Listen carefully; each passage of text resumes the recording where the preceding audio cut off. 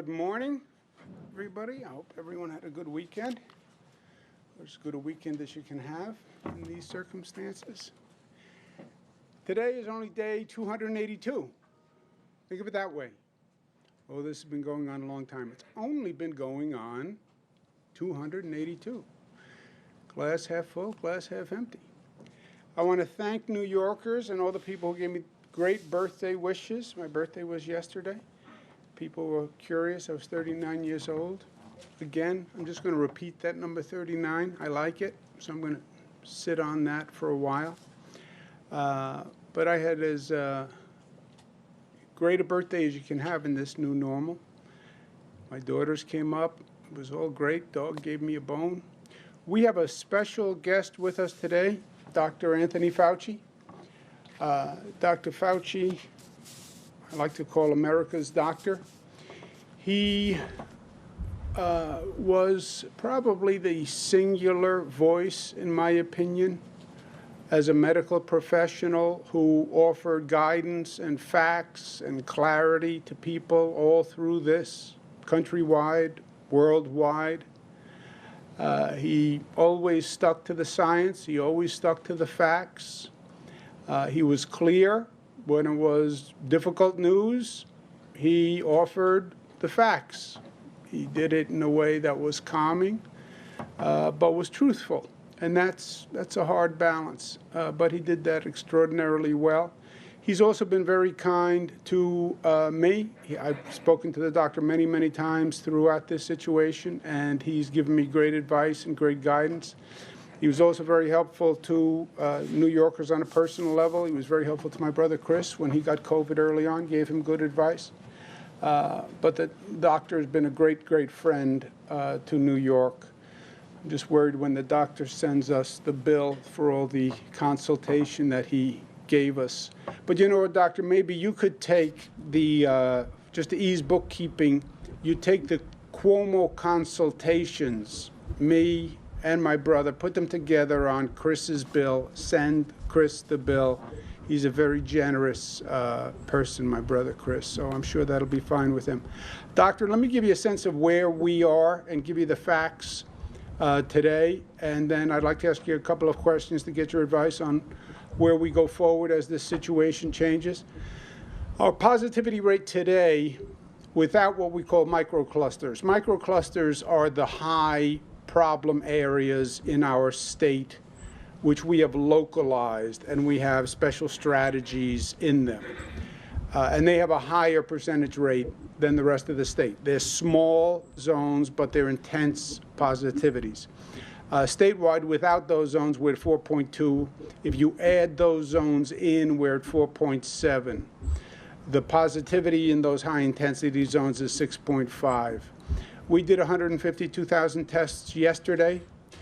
On a Sunday, tends to be our lower testing day, but we still did 152,000 tests. 80 New Yorkers passed away. They're in our thoughts and prayers. 160 additional hospitalizations, 22 ICU, and 13 intubations. Our RT, we estimate at about 1.2 now. When you look across the state, you see a very varied picture. This is number of people who are hospitalized, and we look at the percent of the population that is hospitalized. So, for example, the highest percent of hospitalization is actually upstate. Finger Lakes, that's Monroe, Rochester area, Buffalo, Western New York, Central New York. You come down to New York City, Long Island, we actually have a lower rate hospitalized than upstate, which is an exact flip of where we were in the spring. Spring, we had a largely downstate situation, and upstate, the situation was much better. New York State, we've done a couple of things that are different than other states. In New York, the state sets all the policies on close down. The state keeps numbers that are determinative of the policies. We don't do it on a county or a city level. This, to me, avoids what I call the hodgepodge effect. Hodgepodge is a technical medical term that we have here in New York. We also apply it to government. Hodgepodge, just a discoordinated mess. It also reduces forum shopping.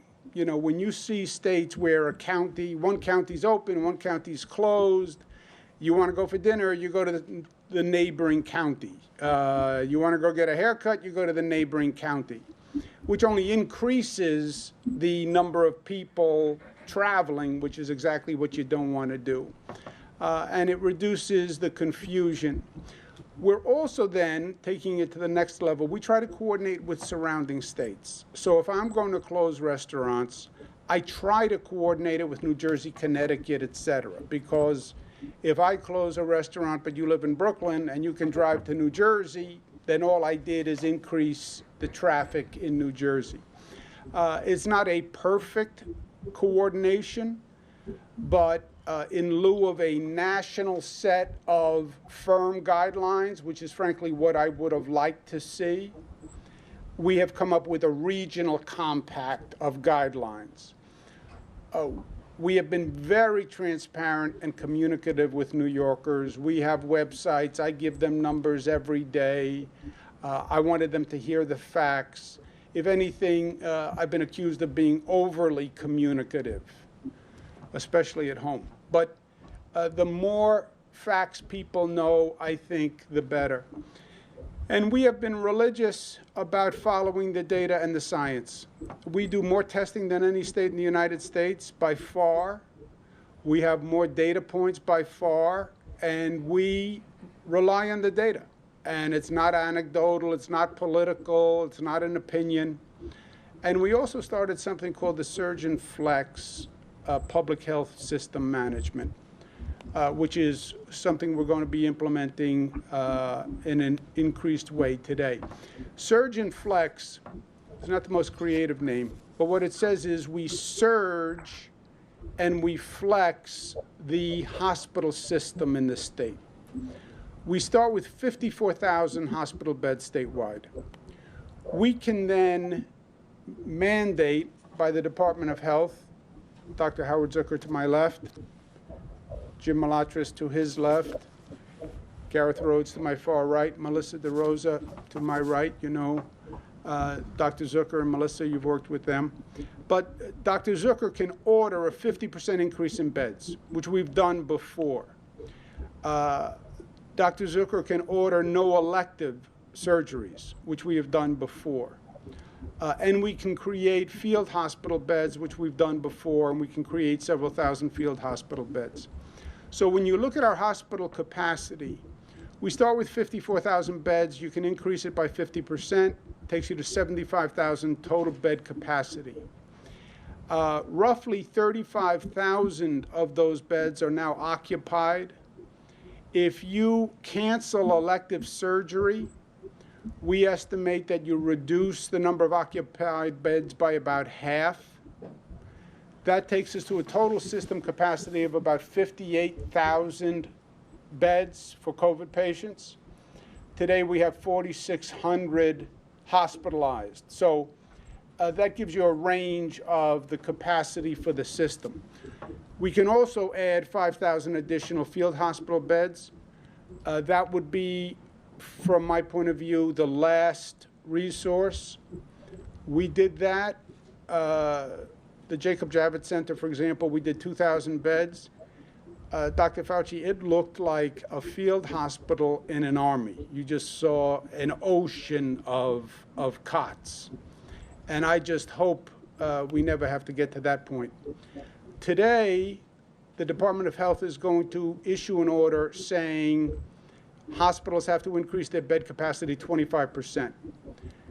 We can issue up to 50%. They can do that physically, but we're only going to go to 25% because we don't have a capacity criticality at this moment. We are aware of staff resources. The staff comes into this stressed, right? You want to talk about a long year. Nurses, doctors, hospital workers, 1199, they had the longest year of anyone. So they come into this stressed. We're going to ask retired doctors and nurses to sign up, and we will automatically re-register them in the state without cost. We believe we can get about another 20,000 nurses and doctors from this mechanism. And then the flex on the surgeon flex is we have 215 hospitals. What happened in the spring, interestingly, was not that the system was overwhelmed, individual hospitals got overwhelmed. And the individual hospitals did not have the capacity to balance patients. Frankly, this was an education for me. So you have public hospital systems. And let's say you have a public hospital system that had 10 hospitals. One hospital gets overwhelmed. They did not have the capacity to balance those patients among their other 9 hospitals, right? So even in the public systems, before somebody walked into one hospital that was already overburdened, they didn't say, hold on, I'm going to put you in an ambulance and drive you to my sister hospital that has less volume. What our flex says is those hospitals have to flex patient load and share it first within their system. We also shift patient load among private hospitals, which was, frankly, more unorthodox, right? You go to NYU Langone, you think you're going to NYU Langone. What we say in the flex is if NYU Langone is filled or at capacity, we're going to transfer you to Mount Sinai or another hospital. And then we actually have the capacity to shift between public and private systems. None of this has been done before. It was highly disruptive for the hospital management system. But we started it in the spring. It went fine enough, and we now have had more experience in it. We've started the flex management system, where every night we get an inventory from every hospital doctor. How many patients do you have? How many ICU beds do you have? What capacity do you have? And we do that on a daily basis. If our hospital capacity becomes critical, we're going to close down that region, period. We call close down a red zone. What is critical hospital capacity? Our formula is if your 7-day average shows that within 3 weeks you will hit critical hospital capacity, we close you down. So if your 7-day average says if that continues for 3 weeks, you're going to hit critical hospital capacity, we close you down. We want that 3-week buffer. And then we call critical 90% of your hospital capacity. So a little complicated. If your 7-day average says if it continues for 3 weeks, you're going to hit 90% of your hospital capacity, close down. CDC changed their guidance on Friday. Some have been critical about the changing guidance from CDC. I'm not. I believe as the facts change, your opinion changes. As the facts change, your strategy should change. I don't have a problem with that. But they offered additional guidance on indoor dining, especially. And we're going to follow their guidance. If after 5 days we haven't seen a stabilization in a region's hospital rate, we're going to clamp down on indoor dining. 5 days, if the hospitalization rate doesn't stabilize in New York City, we're going to close indoor dining. We're now at 25% in New York City. In the rest of the state, any region where the hospitalization rate doesn't stabilize, they're now at 50% capacity indoor dining. We're going to go to 25%. We have zones that are called orange zones where it's already closed. That wouldn't apply here. Bottom line for us, I see it as hospital capacity versus vaccination critical mass. I think that's the ultimate bottom line. Can your hospitals handle the increase until you start to see a reduction from the vaccinations?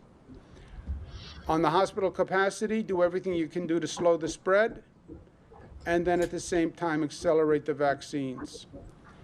The frustrations we're seeing here, we estimate over 70% of the spread is coming from small gatherings, and that's a problem.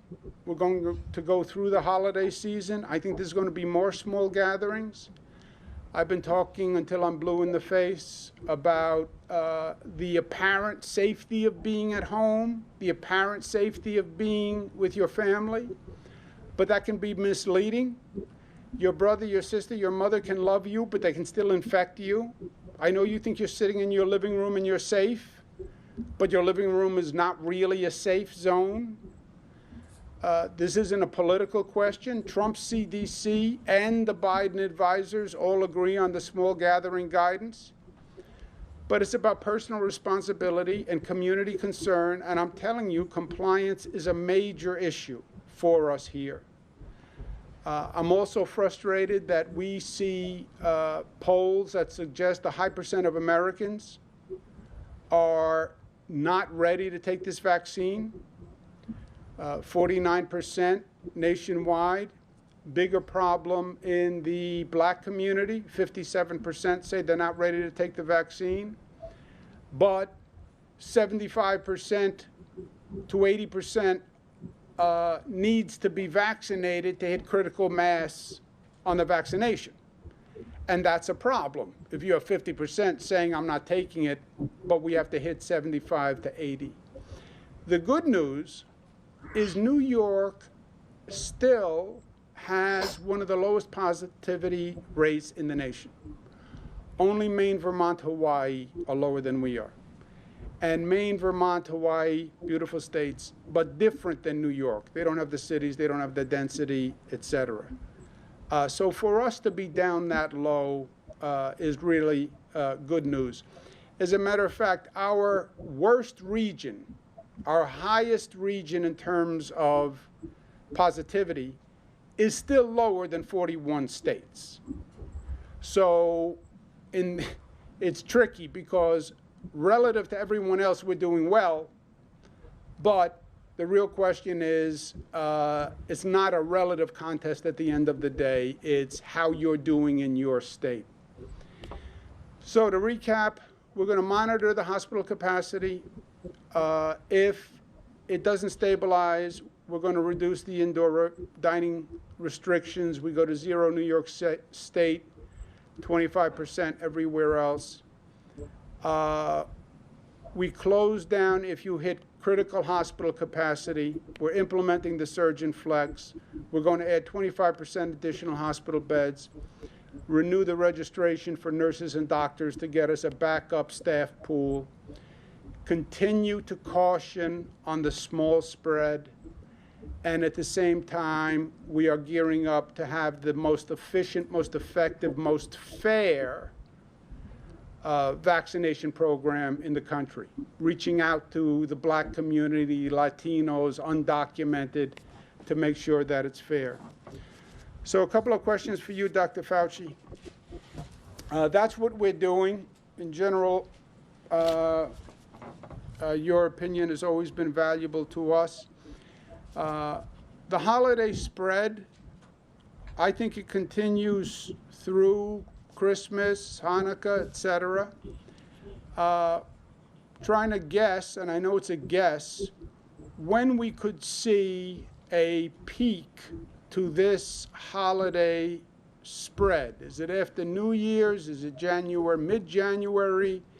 Do you have any guess, educated point about that? And again, thank you very, very much for being with us.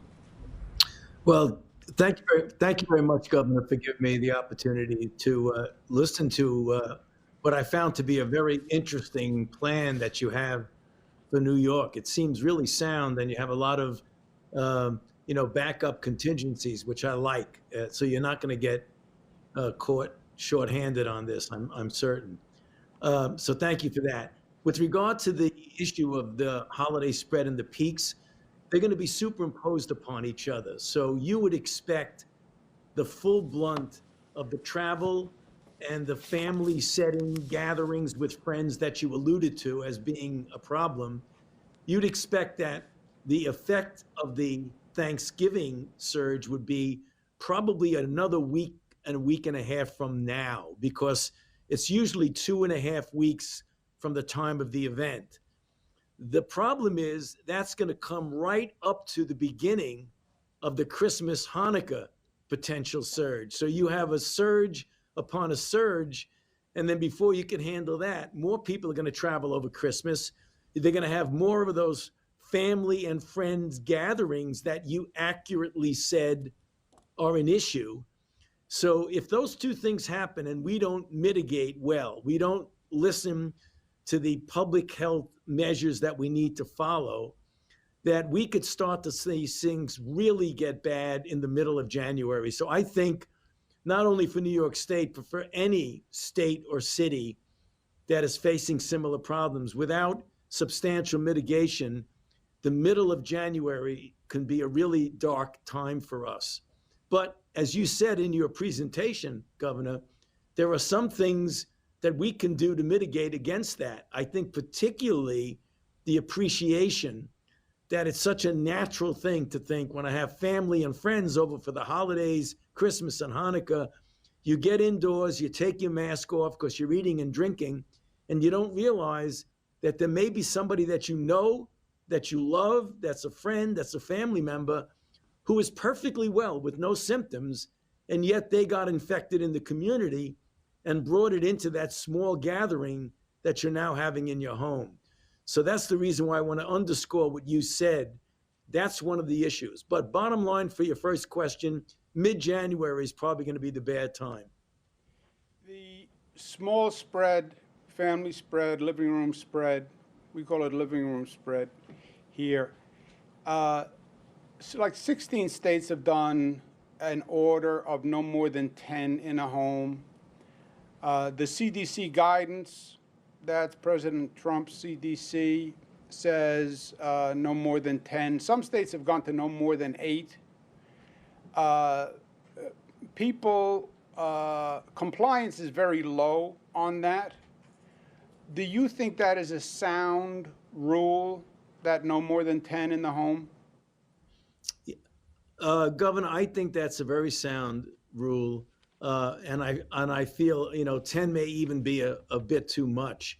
It's not only the number, Governor, but it's the people who might be coming in from out of town. You mentioned in your presentation how you don't want somebody who's from New York who wants to go to a restaurant that's closed in New York. They go to New Jersey and then they come back. They've traveled back and forth. In addition to the absolute number of the people in a home for a gathering or a social setting, you want to make sure you don't get people who just got off an airport or a plane or a train and came in from Florida or came in from wherever. That's even more risky than the absolute number. So not only the number of 10 seems reasonable, but make sure that when people come in, that they're not people who you have no idea where they've been or who they've been exposed to. I mean, you want to be friendly, you want to be collegial, but you really got to be careful about that. Yeah. No, you're so right, Doctor. And the practical implications are so difficult. As I mentioned at a birthday yesterday, one of my daughters who wasn't with me, who wanted to come up, she had a quarantine before she could come to my birthday, So you want to go travel and see someone, it's not just that weekend. It's the whole quarantining process before. And in this state, we have very strict regulations of when you come in, what you have to do. On the vaccinations, looking ahead, 75–80% is going to be very hard to reach. New Yorkers are tuned in, and we're going to be very aggressive on public education, outreach, et cetera. But what does your crystal ball say? When is 75, 80 even feasible? You know, I hear anywhere from May, June, July, August, September. What would you guess there? Which is when it's really over, right? When the vaccination hits critical mass. Yeah, when you have 75, 80% of the people vaccinated, you have an umbrella of protection over the community that the level of community spread will be really, really very low. The virus will not have any place to go. It's almost metaphorically, if you think the virus is looking for some victims, when most of the people are protected, the virus has a hard time latching on to someone. When that happens, Governor, is going to be entirely dependent upon how well we do, how well I do, you do, your health officials, in getting the message out of why it's so important for people to get vaccinated. Because if 50% of the people get vaccinated, then we don't have that umbrella of immunity over us. But let's say it works out well. Now, let me answer your question specifically. And we do a really good job of convincing people. Between now and the end of December, you would likely get a substantial proportion of healthcare providers and people in your nursing homes. As you get into January, you'll get the second level, and then February 3rd. I would think by the time you get to the beginning of April, you'll start getting people who have no high priority, just a normal man and woman New Yorker in the street who's well, has no underlying conditions. If we get them vaccinated in a full court press, get them really going, and you do that through April, May, and June, by the time you get to the summer, because remember, it's a prime boost, which means you get vaccinated today, you get a boost 28 days from now, and then 7 to 10 days following that, you're optimally protected, even though you could get some protection even after the first shot. But optimally, it's within 7 to 10 days following the second shot. If we do that well, by the time we get into the core of the summer and get to the end of the summer and into the start of the third quarter of 2021, we should be in good shape. That's what I'm hoping for. And that's the reason why it's so important to extend ourselves out to the community, particularly to the Black, African American, Latino, the people who are undocumented, the people who we really need to get vaccinated. Well, Doctor, I couldn't agree with you more on that. I'm pushing the Congress right now. New York, look, I think it would be discriminatory not to understand the situation that exists with the Black and Latino population, who, by the way, blacks had twice the death rate of whites, Latinos had 1.5 times the death rate of whites, higher infection rate, higher percentage of essential workers. We're going to need a whole effort just to educate and outreach and get into public housing and communicate with their communities, because otherwise, I don't think, they're not going to flock to the local Walmart or Kmart or Walgreens to take this vaccine. I think we're going to need an affirmative effort to do that. Let me ask you this. Our school positivity rate is amazingly low. Even in communities that have higher spread, we're seeing much, much lower infection rates in schools. It's almost a universal statement that the school is the safest place to be in the community. Does that surprise you? You know, it originally did surprise me because we were always concerned. If you look at the influenza model, the issue is the kids are in school, they get infected, they come home and they infect their parents and their relatives. We're not finding that with this coronavirus. In fact, to our, I think, real positive spin-off of this is the realization that schools appear to be a place where the positivity, just like you all are seeing it in New York, the whole state, including New York City, you're not alone. We're seeing that in other parts of the country, that the test positivity in school is actually really low, which is really a good thing, which is one of the reasons why, when we were talking about what the best strategy would be, we would say something like, close the bars, keep the schools open is the best thing to do. So long as you subsidize and help the restaurateurs and the bar owners so that they don't go down and essentially crash because of the economic strain. But if we can keep those things under control, subsidize those people, as well as keep the schools open, we'd be in good shape. Yeah, and I think you're exactly right. The CDC says more restrictions on indoor dining, which I understand. And again, changing positions when facts change is intelligent. People say, well, remain consistent. I'm not going to be consistent if the facts are inconsistent. And if I see a different situation, I'm going to change my opinion. But the Congress, Washington, also has to understand those bars, those restaurants, they need financial assistance because this has been a long year and they have bills to pay. So you can't tell them we have to close you down without saying, here's the economic reality and we're going to help. Doctor, on the question of this state's infection rate versus other states, we're lower than all states besides Vermont, Maine, Hawaii. Does that surprise you? And how do you explain that? I have to say, being a New Yorker, Governor, it doesn't surprise me.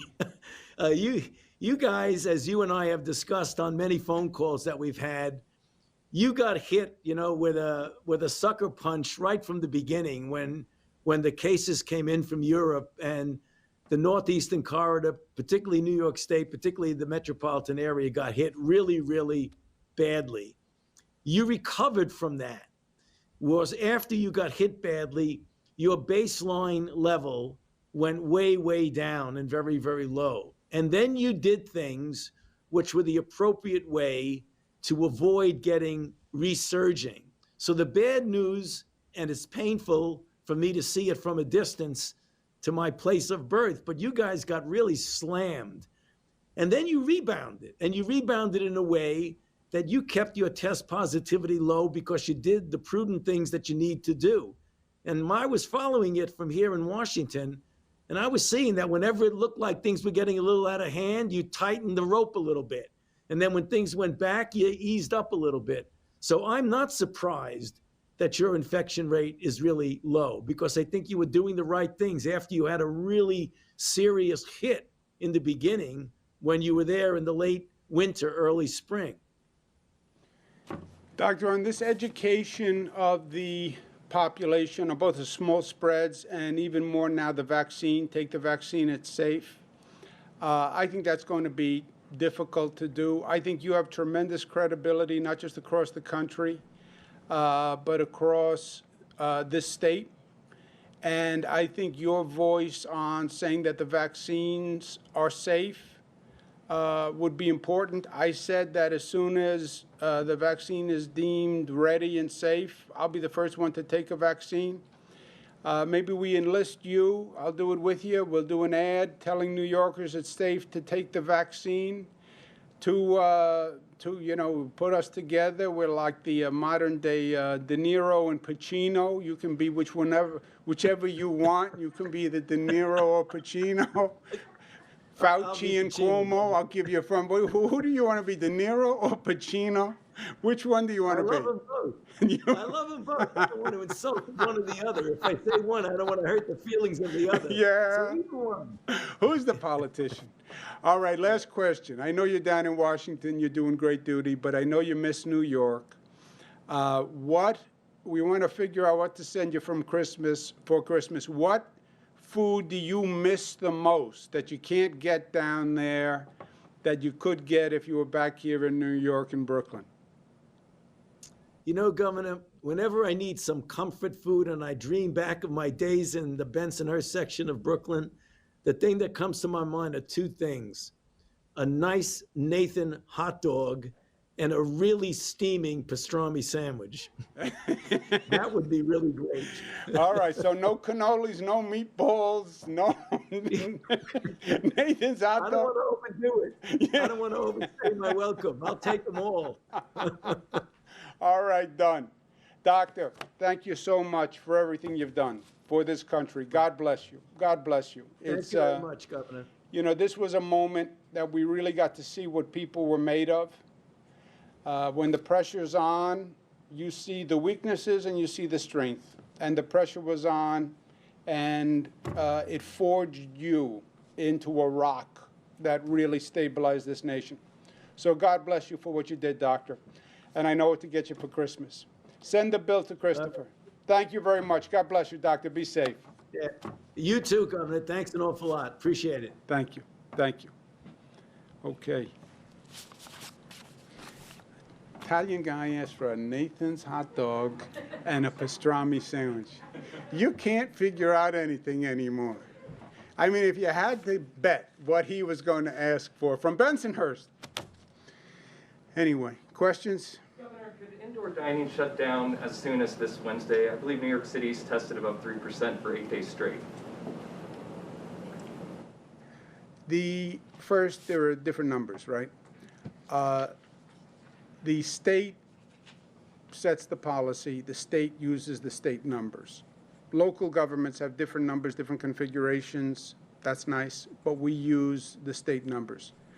CDC came out with additional guidance on Friday, and we're going to follow that additional guidance, which is basically more caution for indoor dining. We're going to watch the hospitalization rate over the next 5 days. If that hospitalization rate doesn't stabilize, which frankly I don't expect it to, I think Dr. Fauci is right. You're seeing the Thanksgiving wave is just starting to break, and then the Christmas, Hanukkah, Kwanzaa wave is going to start. So I don't see it. New Yorkers could change it, right? Because it's all a function of behavior. But if the hospitalization rate doesn't stabilize over the next 5 days, then we'll go from 25 to 0 in New York, 50 to 25 outside of New York City, besides the orange zones, which are already at 0. Would that take effect the next day? Like Um, on Saturday, I guess? That would take effect within a couple of days. We'd give the restaurants a couple of days to reorient. So then should we expect it would take effect the following Monday then, if cases or hospitalizations? You could say Monday if the rate doesn't stabilize. And again, look, forget the indoor dining. Let's look at the big picture. We are looking at hospitalization capacity. And if we don't get the rate under control, and you are going to overwhelm your hospitals, we will have to go back to shutdown. There are certain absolutes, okay? What is the absolute here? You cannot overwhelm your hospitals. You can't be Italy. You can't overwhelm your hospitals. If you are at a rate that is going to overwhelm your hospitals, you must shut down. Not just indoor dining, shut down only essential businesses. Oh, we don't want to do that again. Then change your behavior. But if we don't change our behavior, that is the absolute reality of the situation. How can you talk about close down again? That was terrible. Because it's the truth. It's the truth. I started this telling people the truth. I'm going to end it telling people the truth. You cannot overwhelm the hospitals. No state is better than we are at managing the hospital system. By the way, no other state does that surge and flex plan. So we will manage the hospital system as well as it can be managed. But if you're going to overwhelm the hospital system, then we have no choice but to go to close down. Now, Dr. Fauci, just to get the full parameter here, right?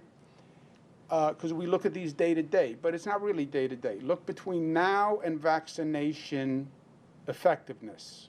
That's the window we're looking at. We're looking at December, January, February, March, April, and then April, as Dr. Fauci said, you start to do the general population. Between now and then, slow the rate of spread, slow the rate of hospitalization.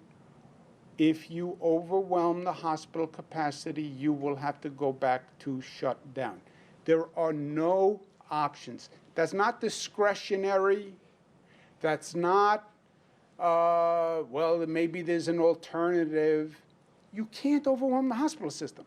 Overwhelming the hospital system means people die on a gurney in a hallway. And the life you could have saved, you can't save because you don't have the staff, you don't have the doctor, you don't have the nurse, and people die unnecessarily. Those are the absolutes. How do you address the misconceptions about the vaccine? People have said to me, I don't want to get injected and then get sick and get the COVID virus, or they feel it's being rushed and they don't feel it's going to be stable or viable. So how do you address people, some of these things may be inaccurate, but how do you address these misconceptions? New Yorkers are a skeptical bunch. I don't blame them. I'm a New Yorker, born and bred. I'm skeptical. I am.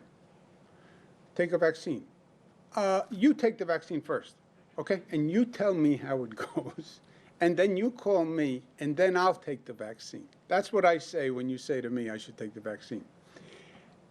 All the polls say it. It's a real problem. You have people who think you have many people who think the vaccine was rushed for political reasons by the Trump administration.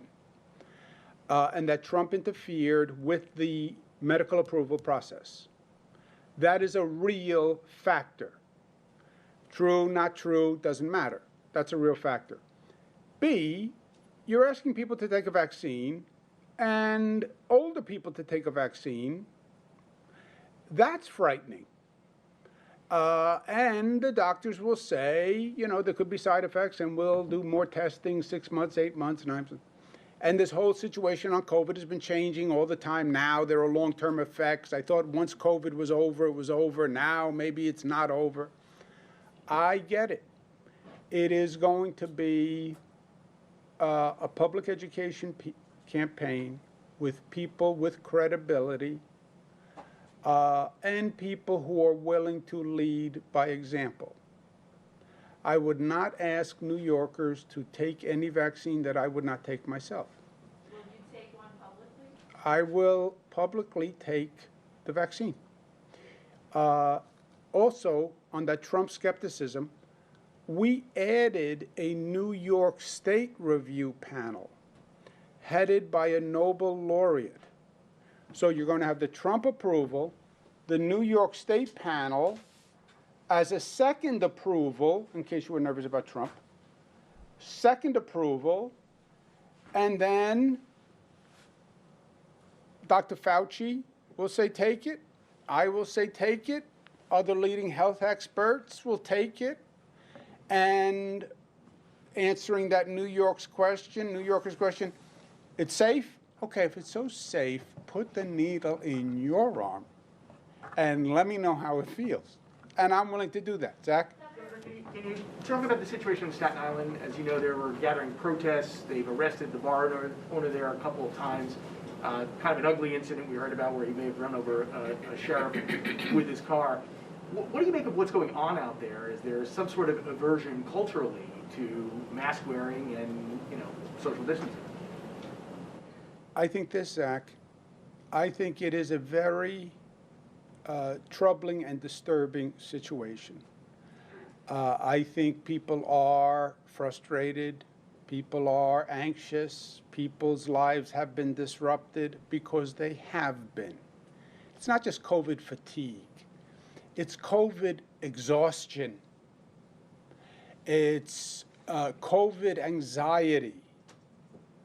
It's COVID anger. I understand that.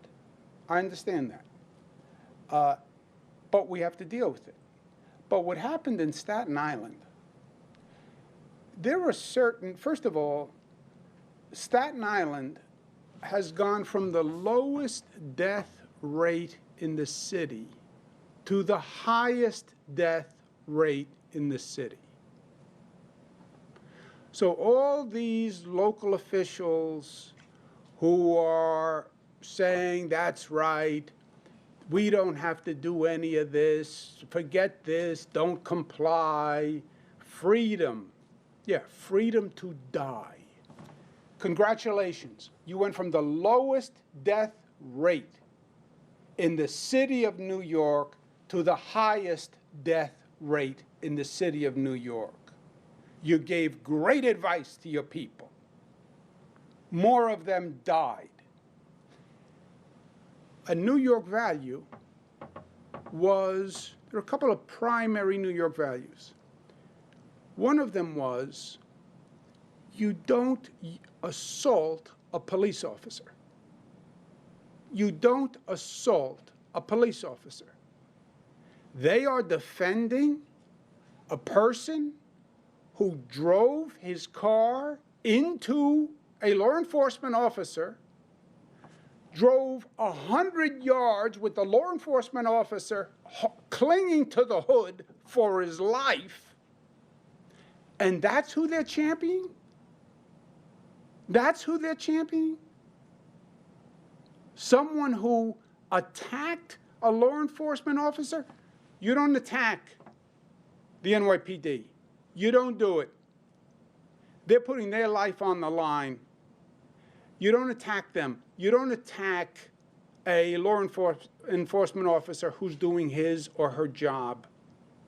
And when you have someone who drives their car into someone, could have killed him, hospitalizes him, how dare you? What signal are you sending when you glamorize that type of behavior? Yeah, that's right. Run over the police. What? What? Who says that? Who's ever said that? Well, we're not going to comply. Congratulations. You represented your people well. More have died. Go back and campaign. We went from the lowest death rate in the city to the highest death rate in the city because of my advice. Congratulations. Congratulations. No, it's repugnant to the values of any real New Yorker. You never assault a police officer. Tough guy drives his car into a police officer. No, it's disgusting and a coward. Governor, we currently have a series of orange zones across the state that were set up using positivity rates. Are those not going to be altered or eliminated based on your new model using hospital metrics? The CDC guidance targets indoor dining, which we're following. The orange zone, the real difference between a yellow zone and an orange zone is the indoor dining and gyms and salons. Gyms and salons, on the numbers, we have so many protocols on the gyms and salons. They're not major spreaders on the numbers. It is about indoor dining. This is on top of the orange regulation. So this would supersede. So in other words, you'd close indoor dining in New York City in 5 days, which is what would happen in an orange zone. Marcia? So my question to you is you've said that you would, if the hospitalization rates don't stabilize, you would close indoor dining totally in New York City, and the rest of the state would go to 25%. From 50 to 25, except in the orange zones where it's already closed. Yes, ma'am. Have in your mind a number that of hospitalizations that would trigger your decision to do that. And also, so are you, and I want to make sure I understand this, so you're also saying that this is just indoor dining and bars? You're not going to go after gyms, hair salons, beauty parlors, nail salons, things like that? This is just indoor dining. The CDC has targeted the indoor dining as a spreader, and this is indoor dining. Stabilization is stabilization. Stabilization, stable. Where you are now, stabilize instead of going up, right? So this is stabilization. This is increasing. If your hospitalization rate now is whatever it is, let's say it's 4%, instead of going from 4 to 5, you'd have to stay at 4 and stabilize, so it's no longer increasing. Right now, it's increasing. What if it's stable in New York City and it goes up in Buffalo? It goes region by region. So if it's stable in New York City, then we're fine. If it doesn't stabilize and continues to increase, which it has been doing, which I expect it to continue to do, unless people change their behavior, then you would have a close down in New York City. Governor, So some does of New York City, in other words, if it's stable in New York City, you don't invoke the indoor dining rule in New York City? Or say it's stable in Westchester or Long Island, you don't invoke it there, but you invoke it in places where there's instability in the hospital system? It's region by region. That region's rate would have to be stable.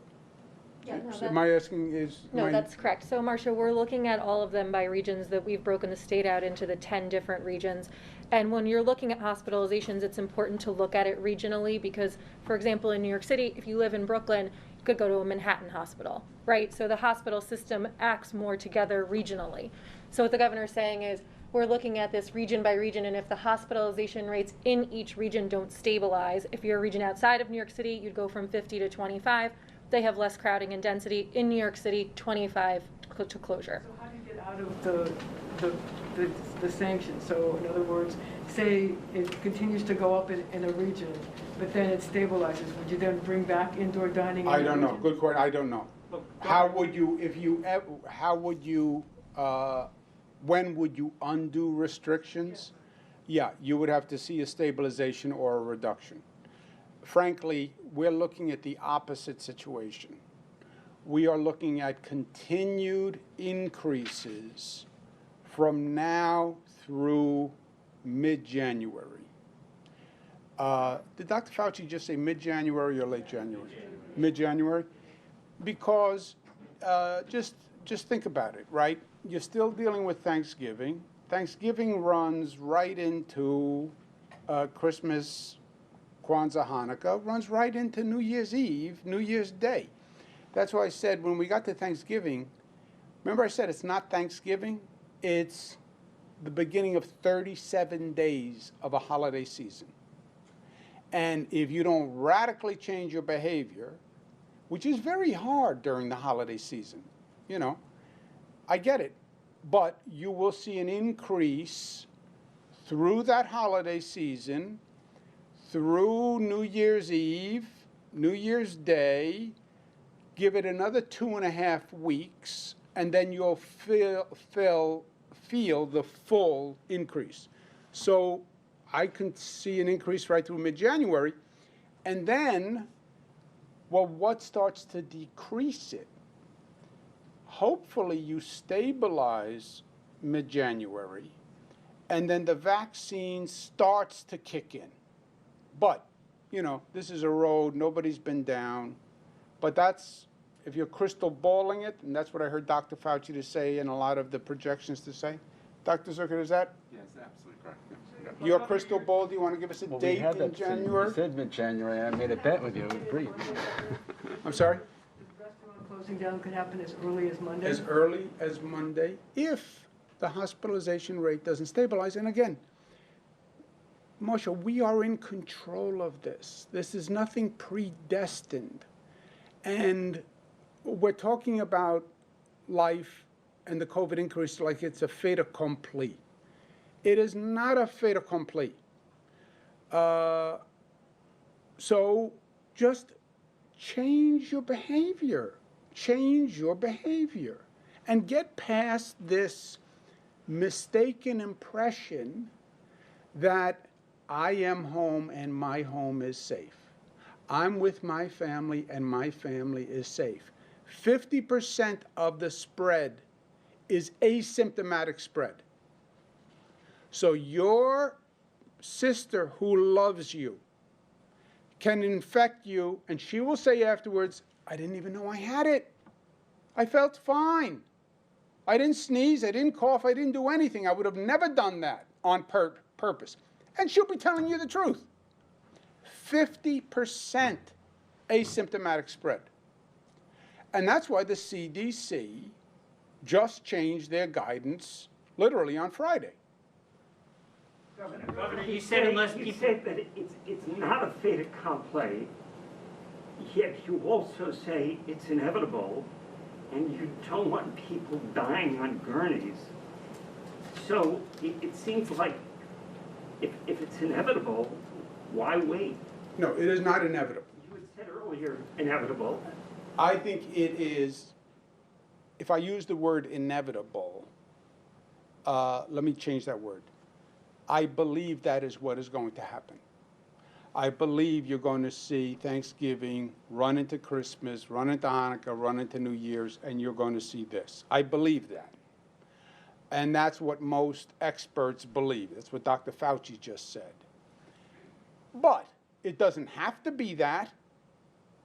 You could see New Yorkers change their behavior and be more careful and flatten, and you don't have the increase. That is a possibility. I don't think it's a probability, because I've been sitting here for the past month saying, please, please, please, but it is a possibility. Worst case scenario, the number keeps going up and it gets so high that you endanger overwhelming the hospitals. Then we have to hit pause and go back to closure. Oh, we don't want to do that, we don't want to do that. Then you have to alter your behavior to reduce the spread. Do I believe between now and 5 days we'll see a stabilization rate in New York City? I would be pleasantly surprised. I don't think it is probable, but it is possible. Do I think we hit hospitalization criticality and have to close down? I pray no. I hope no. I hope New Yorkers get it before we get there. I'm restarting the briefings Monday, Wednesday, Friday. I'm going to show you the number every day. Say, here's the number. Another 2 points and we close. Here's the number. Another 1 point and we close. Here's the number. Another half point and we close. So it's up to New Yorkers. Well, why do I have any hope? Look at our infection rate. Vermont, Maine, Hawaii, New York. That's all New York intelligence and unity and community and toughness and love defying the nation. Defying the nation. That's what New York did on the infection rate. So it's possible. So in the spring, the pandemic was pretty much defined by shortages. We were running out of ventilators, we were running out of beds. There's always been something that's missing, and what healthcare workers have told me is they worry that they're the next shortage. There are fewer nurses. I'm talking to a lot of nurses who said they're retiring. They have PTSD from, what they've experienced.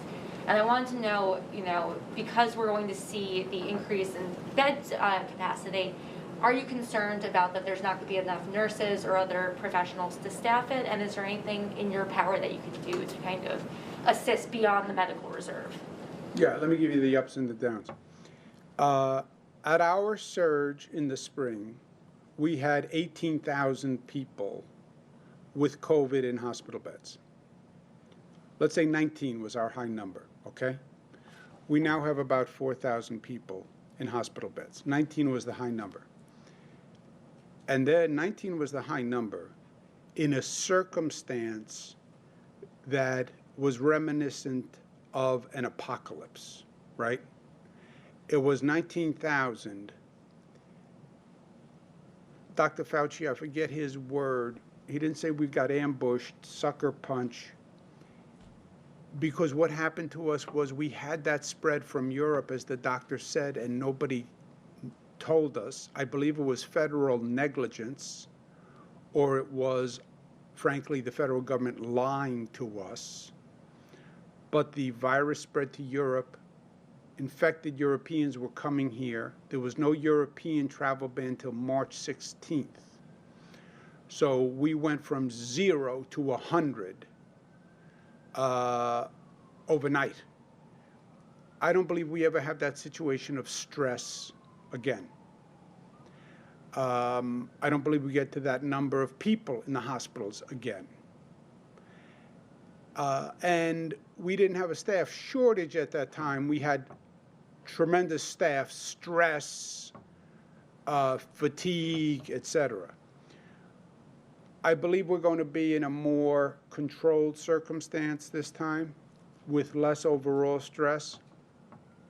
I get the PTSD phenomenon. I think about the decisions I make from a PTSD point of view. I think about the advice I get from my staff, by the way, who I think have PTSD from the situation. And when you're looking at the numbers, are you looking at the numbers, or are you looking at the numbers with this filter of PTSD from the spring, right? But we didn't really have a staff shortage. We just were brutal on the staff, if you will. We're going to bring up the reserves. I think we're going to have, if I had to estimate, tens of thousands of retirees who will come help the system. And if we balance it better, remember what happened last time, and I had talked to Dr. Fauci about this before, but you guys have to appreciate this. The system wasn't overwhelmed. Individual hospitals were overwhelmed. And the individual hospital was a silo. So they showed up at one hospital that, by the way, had a sister hospital over here and a sister hospital over here. And rather than sending people to the sister hospitals, they just sat there and got overwhelmed. Why? Well, that's how we operate. People come from our community to our hospital, and we accept them. I know, but this is a different situation. The volume is too high. You have to not accept that person when they come to the door, say, I'm sorry, Zach, but there's an ambulance outside that's going to drive you to Melissa's hospital right down the block. It's not as good as my hospital. She thinks it is, but it's not. Take you to Howard's hospital. It's not as good as my hospital, but it's not bad. But we didn't manage the volume because there was no management system. The state doesn't manage. Governor, just to interrupt quickly, I remember the press conference you had at the Javits Center where Mr. Dowling and Mr. Rasky were there, and you're talking about this management system. Was that at the point of, like, you set it up, it was kind of too late, the hospitals were starting to come down from that wave, and now that this is in full effect, I know Northwell's been trying to, was talking about how you're doing early warnings and trying to figure out which hospitals are more likely to get overwhelmed. So if Elmhurst is slammed, you send them to a different hospital in Millions instead of, you know, what the situation you're talking about. So I was just hoping to elaborate more on what the state did earlier on and how that's going to apply for, you know, any other surges moving forward. It was the first time we had ever seen this situation, and in truth, we are better equipped now. It is still not perfect because we don't run any of these systems. You know, the H&H is a separate system in New York City. It's run by New York City. They have H&H. What do they have? 11 hospitals, 9 hospitals? 11. They have 11 hospitals. They run 11 hospitals. Did you really need me to tell H&H, by the way, you have 11 hospitals. Don't overwhelm one. Distribute it among 11. The private hospital system, the state really has no management. We regulate, but NYU Langone is NYU Langone, and Mount Sinai is Mount Sinai. So this is really a new role for us. That's why no other state does it. We just step in and say there's a public health emergency, and we are now going to oversee the system like an oversight capacity. But think about it. It was just extraordinary, because this is all a private system, basically, 215 hospitals, overwhelming majority private. And then you have a couple of public systems. Suffolk has a public system. New York City has a public system. Erie has a public system. Who else has a public system? There are a couple of State University hospitals. Jim has a couple of Jim's hospitals. I'm especially watching closely, because I don't believe he is a natural load balancer. Let's take one more. On the vaccine, the FDA is supposed to offer approval as soon as Thursday. Would the mechanics then be that once it's approved on Thursday, it gets loaded onto trucks, airplanes? How does it physically get to New York? And where do you first anticipate those vials arriving on Monday or Tuesday? It gets approved by Washington. The military, General Perna, is in charge of transporting it. They use FedEx, believe it or not.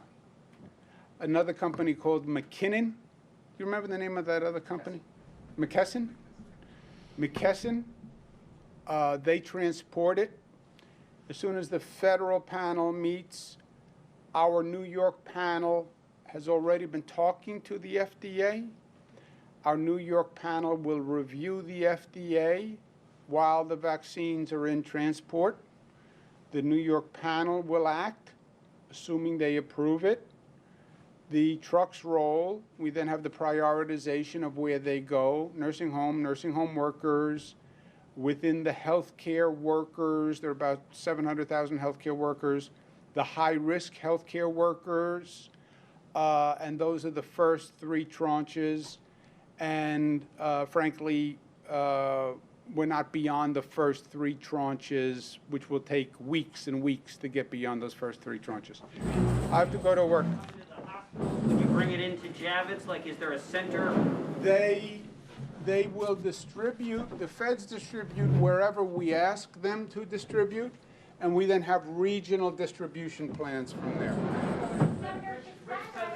Thank you very much. The new CDC guidance is